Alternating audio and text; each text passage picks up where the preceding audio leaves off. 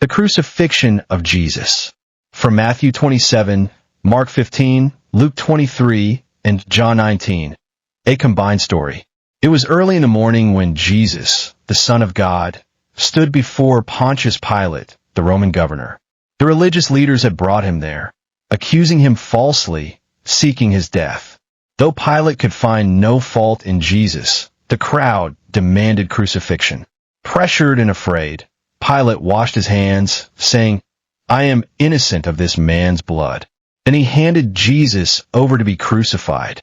Jesus was beaten, mocked, and scourged by Roman soldiers.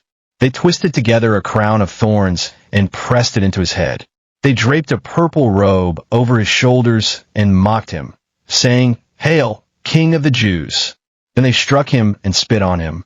Weak from the suffering, Jesus carried his cross toward a place called Golgotha, meaning the place of the skull. Along the way, a man named Simon of Cyrene was forced to carry the cross behind him. Many women wept as Jesus passed, and he turned to them and said, "Do not weep for me, but weep for yourselves and your children." At Golgotha, they nailed Jesus' hands and feet to the cross. Two criminals were crucified beside him, one on his right, one on his left. Above his head, a sign read, "Jesus of Nazareth, the King of the Jews."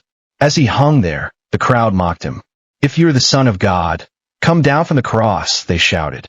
The soldiers cast lots for his clothing, fulfilling the scriptures. One of the criminals hurled insults at Jesus, but the other said, "Jesus, remember me when you come into your kingdom." And Jesus replied, "Truly I tell you, today you will be with me in paradise." Even in pain, Jesus cared for his mother. Seeing her standing by, he said to her, "Woman, behold your son," and to John, "Behold your mother." From that hour, John took Mary into his home. Darkness fell over the land from noon until 3 p.m. Then Jesus cried out with a loud voice, my God, why have you forsaken me?" Knowing that all was finished, he said, "It is finished." Then he bowed his head and gave up his spirit. At that moment, the curtain of the temple was torn in two from top to bottom. The earth shook, rocks split, and tombs broke open. A Roman centurion who saw it all exclaimed, "Surely this was the Son of God."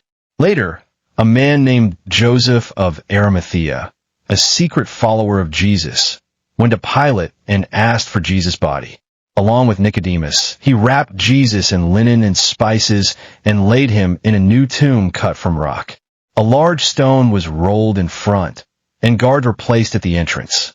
And so, Jesus, the innocent Lamb of God, was crucified for you, for me, and for the sins of the world. But this was not the end. It was only the beginning.